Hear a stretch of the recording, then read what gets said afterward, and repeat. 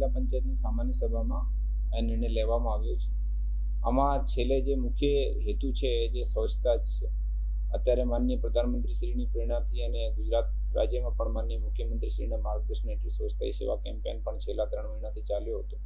અત્યારે પણ અમે આ ઉપર વધારે ધ્યાન મૂકીએ છીએ। ત્યારે અમે જોઈએ છે ગામડામાં અવારનવાર છોટી મોટી દુકાનો હોય છે, જે પણ બીજા એસ્ટાબ્લિશમેન્ટ હોય છે, આના આજુબાજુ કચરો વધારે થતો હોય છે। અમુક લોકો તો ડસ્ટબિન પોતાના પણ રાખે છે, સાફ સફાઈ કરતા હોય છે, પણ અમુક જગ્યાએ જોવા પણ મળ્યો છે કે આના લીધે કચરામાં પણ વધારો પણ થતો હોય છે।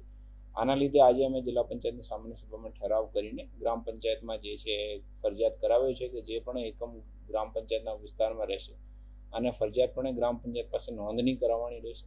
નોંધણી પછી જે છે ગ્રામ પંચાયત આને પ્રમાણપત્ર આપશે। આમાં જે છે સ્પષ્ટ લખેલો હોય છે કે ભાઈ જે છે આ અમારી એકમમાં અમે આ તારીખે ગ્રામ પંચાયતમાં નોંધણી કરાવી છે અને અમે આની ખાતરી આપીએ છીએ કે ગામના સફાઈમાં અમે યોગદાન આપીશું। અમારા એકમના લીધે કોઈ પ્લાસ્ટિકનો બીજો કચરો ગામમાં ભેગો થશે નહીં। અમારા જે ડેલીનો જે કચરો વધારે ભેગો થશે તો અમે ડસ્ટબિનમાં જ રાખશું, આનો પ્રોપર જે છે ડિસ્પોઝલ કરીશું। માની લો કે કોઈ કંપની કોઈ દુકાન દ્વારા આ નિયમોનું પાલન કરવામાં ન આવે તો દંડની કેવી રીતે?